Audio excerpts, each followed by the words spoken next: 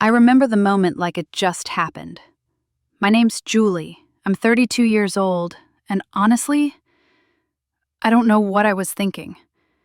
I was sitting in the kitchen casually chatting with my sister, Lillian, about something I probably shouldn't have said out loud. You know when you vent a little too much and realize later you should have kept your mouth shut? Yeah, that's me. I don't think I meant for him to overhear it, but maybe deep down, I didn't care enough to keep my voice down either. I told Lillian that if I had to do it all over again, I wouldn't date Andre, my husband. I said it so flippantly, like it was no big deal, as if I was talking about a bad haircut instead of the man I promised to spend my life with. I don't even know why I said it. Maybe I was feeling bored, or maybe I just wanted her sympathy. Andre wasn't even doing anything wrong at the moment.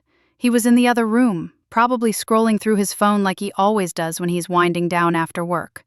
But I said it. And then the silence hit me. It wasn't Lillian's silence. She's used to my outbursts. It was the kind of silence that feels heavy, like the air suddenly shifts. I turned my head just enough to see him standing in the doorway. He didn't say anything. He didn't yell, didn't ask me to explain, didn't even look angry. He just looked at me for a second, his face blank, and then walked out of the room. The sound of the front door closing behind him made me feel sick. I wasn't expecting that. Honestly, I thought he'd argue or at least get mad. But leaving, that wasn't his style. Andre's always been the calm one, the patient one, the one who balances out my, let's just call it, energy. I didn't think he'd actually leave, though. I mean, it wasn't like I said I hated him or that I was going to leave him. It was just venting, right?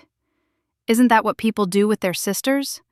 You say things you don't mean because they get it. They're supposed to. Lillian didn't even know what to say. She just looked at me with this wide-eyed expression like she couldn't believe I'd said it either. But instead of admitting I messed up, I doubled down. I laughed it off, said he'll be fine, he's just being dramatic. I don't know why I said that. Maybe because if I admitted I was wrong, I'd have to deal with the guilt. And I didn't feel like doing that in the moment. Also, an hour went by, and he didn't come back. I called him once, and when he didn't answer, I texted him, "You okay?" No response. Fine, I thought. If he wanted to pout, that was on him. I wasn't about to beg him to come back over something that wasn't even that serious. But as the night went on, I started to feel this weird mix of anger and panic. Like, how dare he leave me sitting there? But also, where the hell was he? Was he trying to teach me a lesson or what? I stayed up until midnight, scrolling through TikTok and pretending I wasn't waiting for him to walk back through the door. He didn't. By the time I finally went to bed, I was more annoyed than anything else. I told myself he'd come back when he was ready and that I wasn't going to lose sleep over it. Spoiler, I totally did. The next morning, his side of the bed was still empty. His toothbrush was still in the bathroom, his shoes still by the door. So it's not like he packed up and left for good. But I couldn't shake this uneasy feeling. I texted him again. "Where are you? Can we talk?" Still nothing. At this point, I started to worry. Not because I felt bad, but because I didn't like being ignored. I'm not the kind of person who deals well with the silent treatment. If there's a problem, I need to talk about it, hash it out, and move on. But Andre, he's more of a let it simmer kind of guy, and it drives me crazy. I told Lillian about it, and she said, "Maybe you should apologize." "Apologize for what?" I said, trying to justify it to myself more than to her. For being honest? For saying what I was feeling in the moment? I didn't see why I should have to grovel just because he happened to overhear a private conversation he shouldn't have been eavesdropping on. But even as the words came out, They felt hollow. By the end of the day, I was starting to get really irritated. Like, who does he think he is, making me stress out like this? If he had a problem with what I said, he could have stayed and talked to me about it like an adult. Instead, he ran off, leaving me to feel like the bad guy. Okay, maybe I am the bad guy, but still, it's not like I said anything that wasn't true. Sometimes I do wonder if I'd be happier if we'd never gotten together. That's not the same as saying I don't love him, right? But as much as I tried to convince myself I was in the right, a small part of me started to wonder if this time I'd pushed him too far. Andre's always been the kind of guy who lets me take the lead, who goes along with whatever I want even when I know he doesn't always agree. I guess I'd started to take that for granted. I always assumed he'd be there, no matter what. But now, for the first time, I wasn't so sure. The hours kept ticking by, and still no word from him. I tried calling his mom, but she hadn't heard from him either. That's when I started to feel really uneasy. What if he wasn't just mad? What if something had happened to him? But then again, Andre's not the type to get reckless or do something stupid. If anything, he's the most predictable person I know. That's part of what makes him so frustrating sometimes. By the time it got dark, I was spiraling. I didn't know if I should be mad, worried, or just over it. I wanted to text him again, but I didn't want to seem desperate. So instead, I sat there staring at my phone, waiting for it to light up with a message that never came. The next day came and went, and Andre was still gone. I told myself to stay calm, but every time I heard a car outside, my heart jumped. I kept checking my phone, refreshing my texts like an idiot as if I'd missed his reply somehow. Nothing. Not a single word. At this point, my irritation was taking over. Who does that? Who just leaves and doesn't tell their wife where they're going? It was immature, plain and simple. But then, as I sat there staring at my coffee, the thought hit me. What if he was really done this time? Like, what if I had finally pushed him past the point of no return? It wasn't a thought I liked entertaining, but the more I tried to brush it off, the more it stuck. Andre wasn't like this. He didn't do silent treatments or games. If he was gone, there was a reason, and maybe it was bigger than I wanted to admit. Around noon, Lillian called to check on me. "Have you heard from him yet?" she asked, her voice softer than usual, like she was trying not to spook me. "No," I snapped. "And honestly, it's ridiculous. He's the one making this a big deal, not me." "Jules," she said carefully, "you kind of made it a big deal first." I wanted to hang up on her. "You're supposed to be on my side," I said instead, but even as I said it, I felt a sting of guilt. She wasn't wrong. Not entirely. Maybe I had made it a big deal. But it wasn't like I'd planned to hurt him. It was just, I didn't think he'd take it that hard. It's not like I told him I was leaving or that I didn't love him. People vent all the time. He was just being too sensitive. By the time evening rolled around, I'd convinced myself I needed to stop waiting. If he wasn't going to come back on his own, I'd go find him. I called his mom again, but she still hadn't heard from him. I tried a couple of his friends, too, but either they were covering for him or they really didn't know. One of them, Chris, sounded genuinely surprised when I asked if Andre had been in touch. "Everything okay with you two?" he asked, and I had to bite back the urge to snap at him. "Yeah, fine," I said quickly. "Just checking." After that, I drove around for an hour, not really knowing where to go.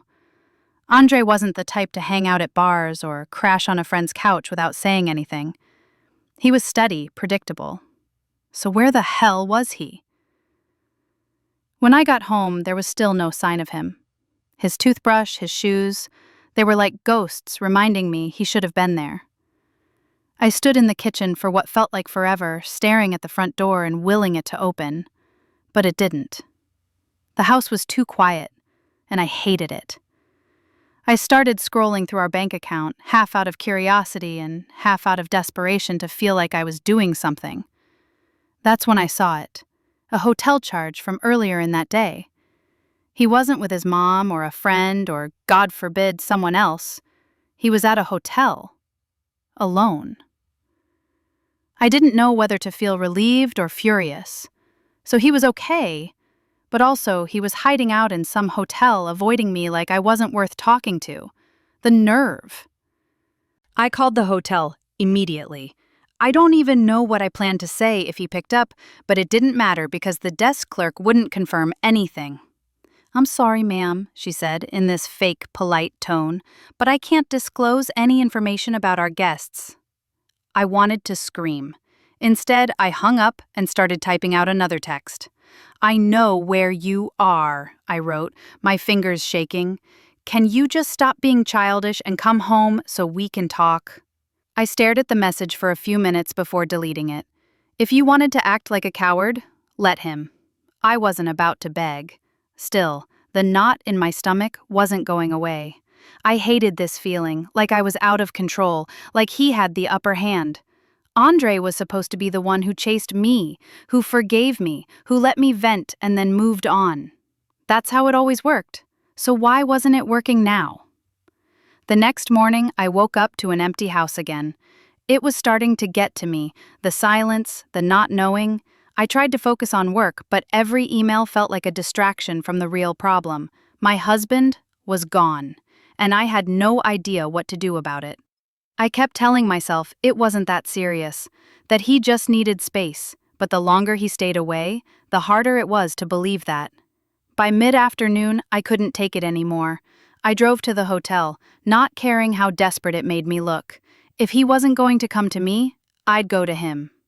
When I got there, the clerk gave me the same spiel about privacy, and I had to fight the urge to cause a scene.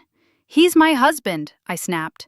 But she just smiled that fake customer service smile and said, "I'm sorry, ma'am." Defeated, I walked back to my car. As I sat there staring at the steering wheel, I started to feel something I hadn't let myself feel in years.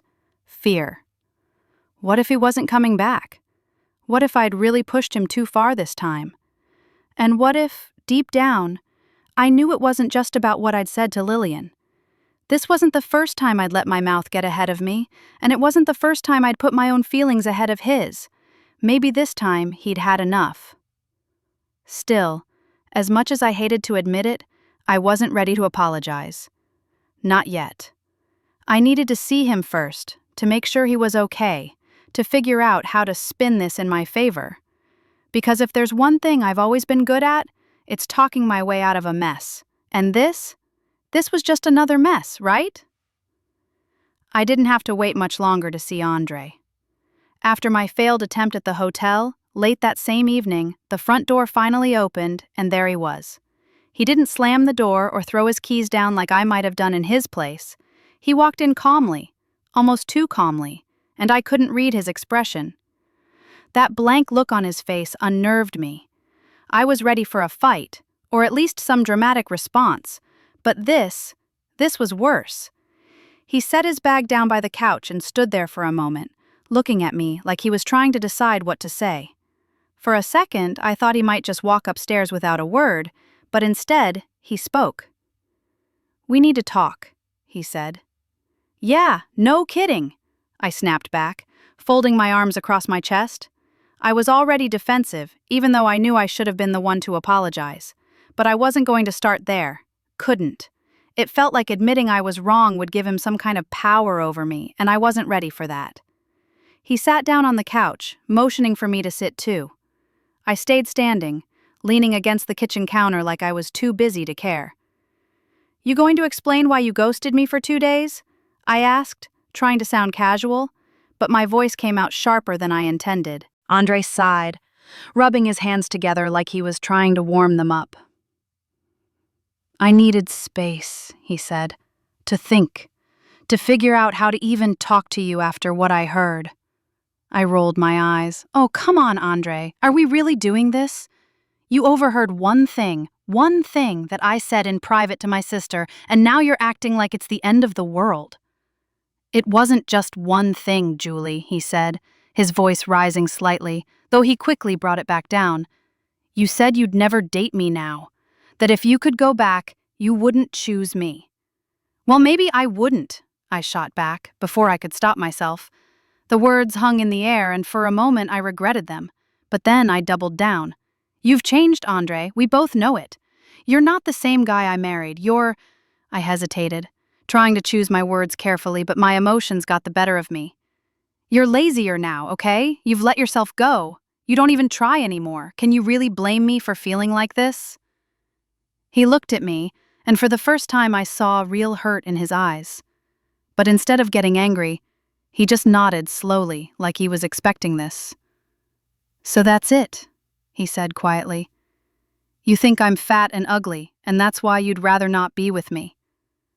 I rolled my eyes again, trying to brush off the weight of what I just said. Don't twist my words. I didn't say I didn't want to be with you. I said if I could go back, I might have made a different choice. That's not the same thing. "Sure sounds like it to me," he replied, his voice steady but firm. "And you know what? Maybe you're right. I have changed. I've gotten older, I've gained some weight. I've gotten comfortable. But that's what happens when you're married, Julie. You settle into life together. You build a life. Or at least, that's what I thought we were doing." I felt my face flush, a mix of embarrassment and anger bubbling up inside me. "Don't make this about me," I said, my voice rising. "You think I don't notice how distant you've been? How you barely even talk to me anymore unless it's about work or bills or what we're having for dinner? You're not exactly giving me a reason to feel excited about this marriage, Andre." "So this is my fault now?" he asked, his tone calm but incredulous. "I'm the reason you're unhappy? The reason you don't respect me enough to keep a conversation like that between you and your sister out of earshot?" I threw up my hands in frustration. "You're twisting everything.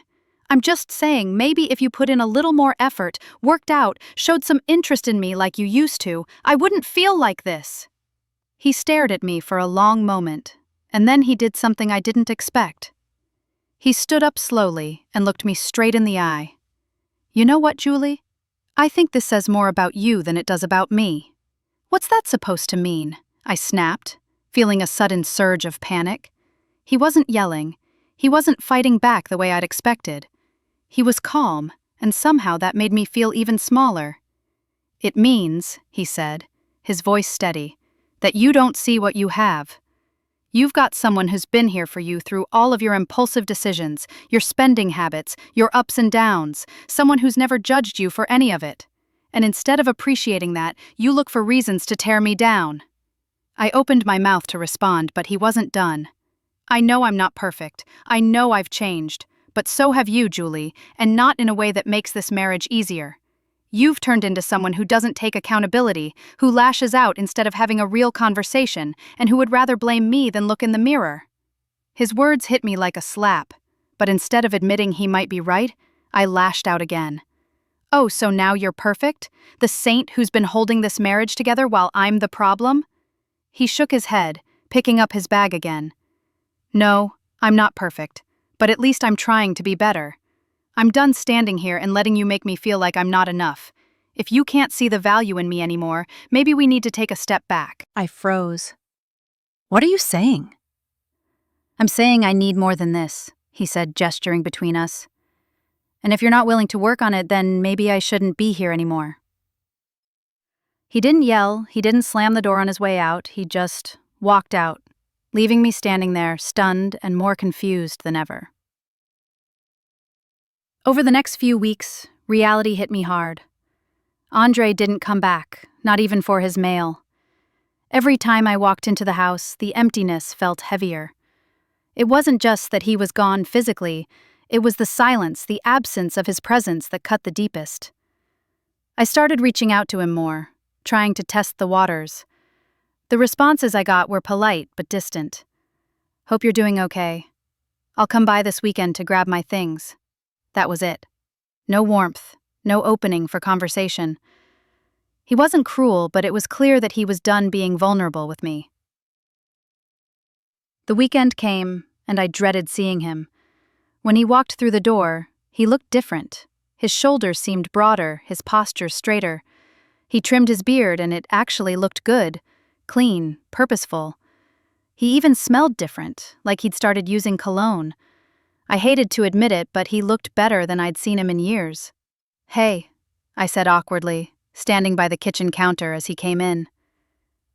"Hey," he replied, giving me a small nod but nothing more. He didn't ask how I was doing, didn't try to make small talk. Instead, he went straight to the bedroom and started packing his things into boxes. I followed him, unsure of what to say but desperate to break the silence. "Andre, can we talk?" I asked, my voice softer than usual. He didn't stop packing. "About what?" I hesitated. "About us." He paused, looking at me with an expression I couldn't quite read. "What about us, Julie? You made it pretty clear how you feel." "I didn't mean it like that," I said quickly, stepping closer. "I was upset. I wasn't thinking." He shook his head and went back to packing. "No, Julie, you were thinking. You just didn't think I'd hear it." The lump in my throat grew. "I didn't mean to hurt you." "But you did," he said firmly, finally looking at me. "And it's not just about that one conversation. It's everything. The way you talk to me, the way you treat me. It's like I'm never good enough for you." I felt tears sting my eyes, but I forced myself to stay composed. "I was wrong. I know I was.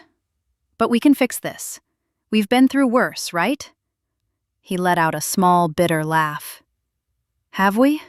Because I don't think we've ever been through this, Julie. I don't think I've ever felt this disrespected, this unwanted, and the worst part? I stayed. I kept trying, even when you made it clear you didn't appreciate me. That's on me. I let it get this far." His words hit like a punch to the gut. I wanted to argue, to tell him he was wrong, but I couldn't. Deep down, I knew he wasn't. "So what, that's it? You're giving up on us?" My voice cracked, and I hated how desperate I sounded. "I'm not giving up," he said, his tone steady. "I'm choosing myself for once. I'm done trying to prove my worth to someone who doesn't see it." I stared at him, my mind racing. This wasn't how it was supposed to go. He was supposed to forgive me, to tell me we'd figure it out together. But instead he was standing there, calm and resolved, like he'd already made his decision. "I can change," I said, my voice barely above a whisper. "I'll do better. I'll be better." He sighed, setting down the box he was holding.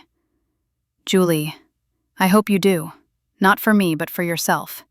But I can't be the one who waits around for you to figure it out. I've spent years trying to make you happy, and all I've gotten in return is criticism and resentment. I deserve better." His words stunned more than I thought they would. I felt the tears spill over, and for once, I didn't try to hide them.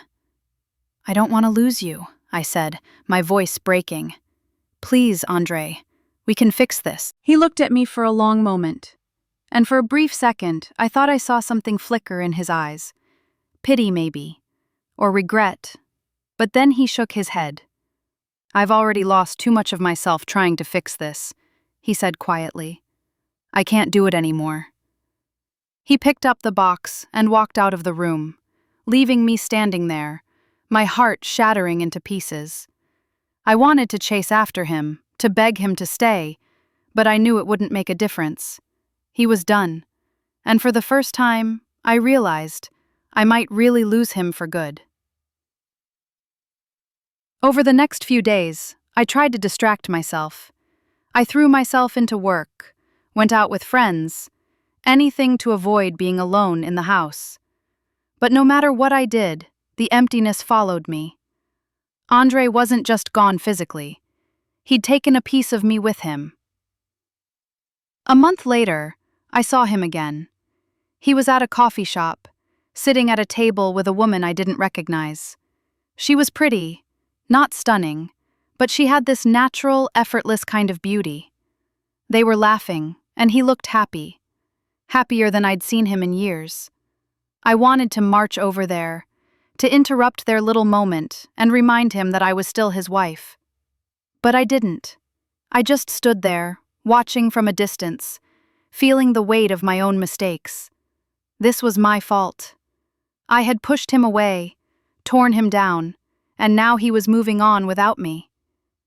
When he saw me, his smile faded for a second, but he didn't look angry or upset. He just gave me a small nod, like an acknowledgement, and then went back to his conversation. It was like I was already a memory to him, something he'd moved past. As I walked out of the coffee shop, I felt the full weight of my choices settle over me. I had spent so much time blaming him, picking at his flaws, that I hadn't seen how much he was giving me. And now it was too late. For the first time in my life, I felt truly alone. And for the first time, I realized that it wasn't Andre who had failed me.